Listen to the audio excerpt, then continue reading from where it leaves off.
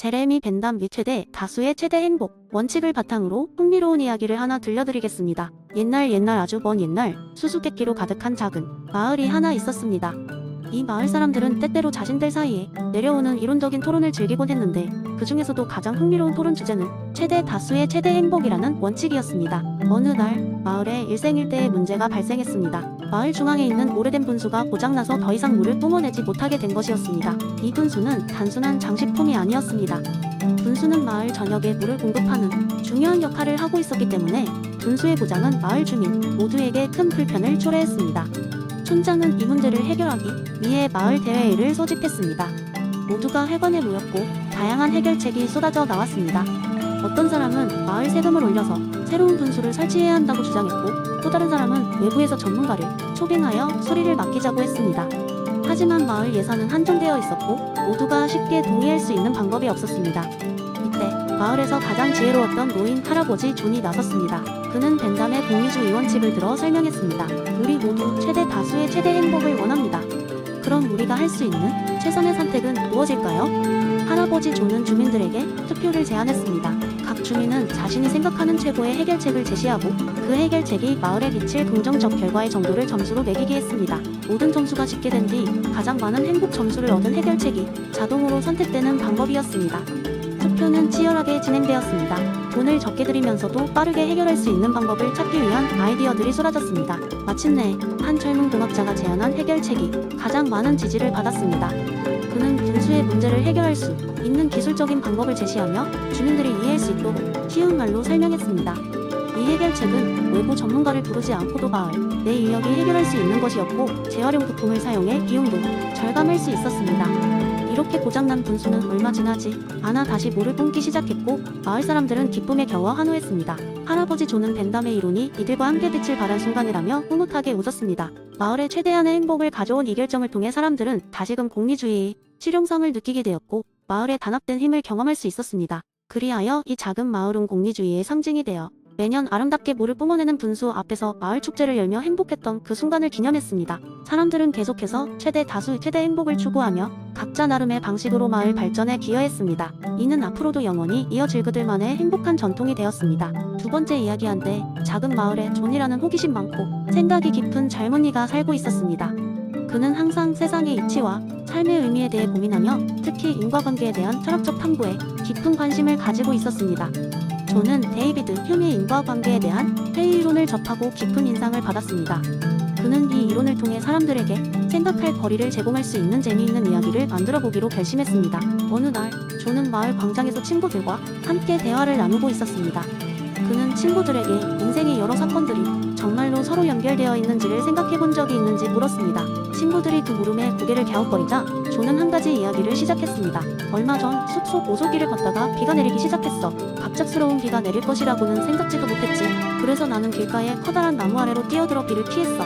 비가 잦아들기를 기다리면서 나는 나무를 흔들어대는 바람과 비가 잎사귀에 부딪히는 소리를 들으며 내내 서 있었지.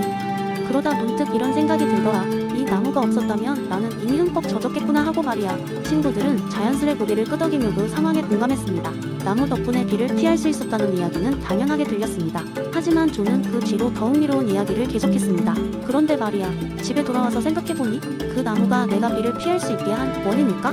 흉에 따르면 우린 그렇게 비고 싶어 하지만 그것은 그냥 나의 기대일 뿐일 수 있대. 피트가 물었습니다. 그럼 어떻게 비를 피할 수 있었던 게 나무 덕분이 아니란 말이야? 존은 미소를 지으며 답했습니다. 생각해보자. 비를 맞기 싫어서 나는 나무 아래로 뛰어들었고 하필 그때 그 자리에 나무가 있었던 걸 수도 있잖아. 우린 일련의 사건을 보고 그 사이에 관계를 있다고 믿지만 실제로는 그런 관계가 존재하지 않을 수도 있어. 자연스레 대화는 휴미인과 관계 회의론으로 넘어갔다. 존은 설명을 덧붙였습니다. 흉은 우리가 인과관계를 명확히 볼 수 있다고 착각하지만 실제로는 반복적인 경험을 통해 익숙해진 것일 뿐이라고 했어. 사실 우리는 A라는 사건 뒤에 비가 항상 발생했음을 관찰했을 뿐 A가 비를 직접적으로 일으켰는지는 알 수 없다는 거지. 그러자 메리가 말했다. 그러니까 비가 내린 그대로 나뭇잎에 박힌 걸 우린 그렇게 믿을 뿐이란 거네. 재밌네. 그럼 비를 막아주는 것이 우리가 보는 원인이 아닐 수도 있다는 거네. 존은 고개를 끄덕이며 설명을 보탰습니다. 그렇지.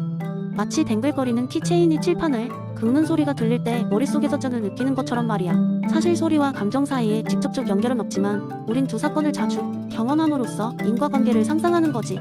그날 이후로 마을 사람들은 일상의 사소한 사건에서도 인과관계를 의심하게 되었고, 심지어 누군가 재미있는 우연이 발견되면 아마 또 존이 이야기한 흉의 장난이겠지 하며 웃곤 했습니다. 존의 이야기는 작은 마을에 끝없는 호기심과 철학적 사색의 씨앗을 심어놓았습니다. 그들은 인과관계의 진정한 본질을 탐구하면서 흉의 회의론이 가르쳐주는 불확실성의 매력을 즐겼습니다. 세 번째 이야기. 옛날에 그리 멀지 않은 마을에 과학자이자 철학자인 필립이라는 사람이 살고 있었습니다. 필립은 신비한 것과 과학적인 것 사이의 경계를 탐구하는 데 깊은 열정을 가진 인물로 그의 실험실은 기발하고 놀라운 도구들로 가득 차 있었습니다. 어느 날 그는 모든 존재의 근원에 대해 생각하게 되었습니다. 과연 모든 것은 어떻게 시작되었을까?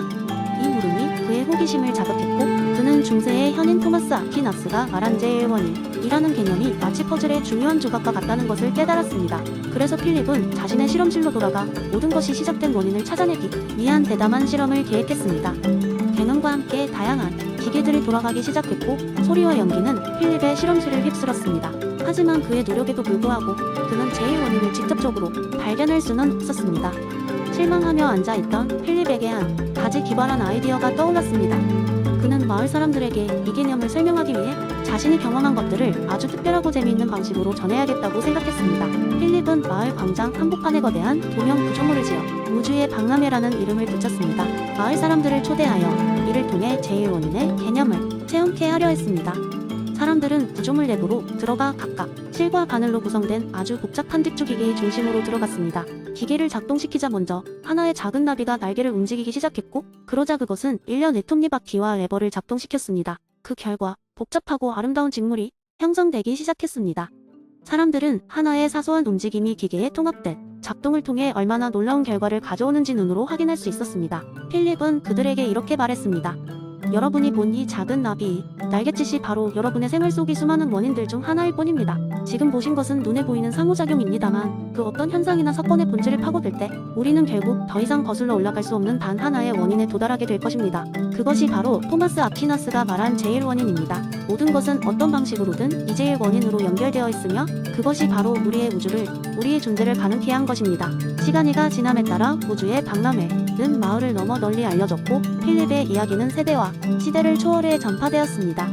이 도형 구조물은 단순한 실험 이상의 의미를 가지며 사람들에게 원인의 연쇄와 그 근원에 대한 깊은 성찰을 불러일으켰습니다.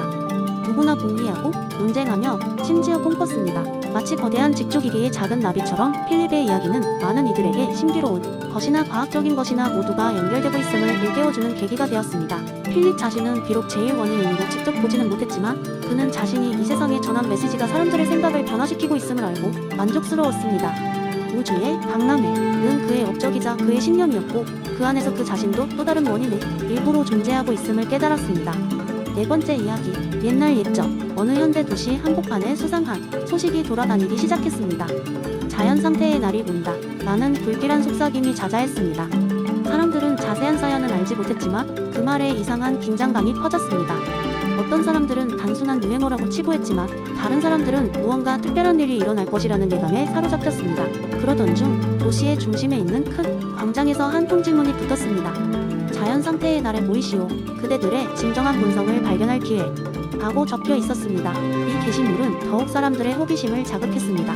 자연 상태라니 도대체 무슨 뜻이지? 하고 수군거리는 소리가 여기저기서 들려왔습니다. 드디어 자연 상태의 날이 되자 수많은 시민들이 광장에 모였습니다. 그곳에는 커다란 무대가 설치되어 있었고 중세시대의 복장을 한 남자가 무대 위에 올라섰습니다. 그는 자신의 이름을 토마스 홉스의 후예라고 소개하며 오늘날의 사회가 일시적으로 자연 상태로 돌아갈 것임을 선언했습니다. 처음에는 모두가 웃겼습니다. 자연 상태라니 그게 무슨 말이야? 라며 흥미로운 쇼 정도로 받아들였습니다. 그러나 곧 이게 단순한 농담이 아님을 깨달았습니다. 자연 상태, 난 모든 법과 질서가 철회되고 사람들이 본능적으로 살아가는 그야말로 만인에 대한 만인의 투쟁 상태를 의미한 것이었습니다. 첫 1시간 동안에는 별다른 일이 일어나지 않았습니다. 사람들은 어색하게 서로를 쳐다보며 평소처럼 일상적인 대화를 나눴습니다. 하지만 시간이 지날수록 서서히 극적인 변화가 일어나기 시작했습니다. 작은 갈등이 격화되고 사람들은 조금씩 더 이기적으로 행동하기 시작했습니다. 예를 들어 한 가게에서 줄을 서던 사람들은 서서히 줄을 어기기 시작했고 공공장소에서는 작은 말다툼이 커다란 싸움으로 번지고 있었습니다. 무대 위에 토마스 홉스의 후예는 이 모든 것을 지켜보며 이렇게 말했습니다. 보십시오. 바로 이것이 홉스가 말한 자연상태입니다. 이제 우리에게 필요한 것은 명확해집니다. 우리는 강력한 정부가 필요하며 그것이 없다면 이러한 혼돈이 여러분의 일상이 될 것입니다. 그제야 사람들은 비로소 깨달았습니다. 사회의 규칙과 법이 얼마나 중요한지를 몸소 경험한 것입니다. 혼돈 속에서 평화와 질서를 유지하기 위해서는 우리가 서로 합의한 사회, 규약과 법이 필수적이며 이를 집행할 능력과 권위를 가진 정부가 필요하다는 것을 말입니다. 자연 상태의 날이 끝나고 모든 것이 원래대로 돌아왔을 때 사람들은 더욱 더 질서 있고 조화롭게 살아가기 위해 더욱 노력했습니다. 이 사건 이후로 사람들은 서로를 이해하고 존중하는 데에 힘쓰게 되었고 그 어느 때보다도 활기차고 평화로운 도시가 되었다고 합니다. 토마스 홉스의 후예가 가르쳐준 교훈은 단순하지만 강력했습니다. 인간은 본능적으로 이기적일 수 있지만 함께 잘 살기 위해서는 사회적 계약이 반드시 필요하다는 것을 명확하게 보여주었기 때문입니다. 이로써 사람들은 사회적 계약의 중요성을 깨닫고 홉스의 이론을 가슴 깊이 새기게 되었습니다.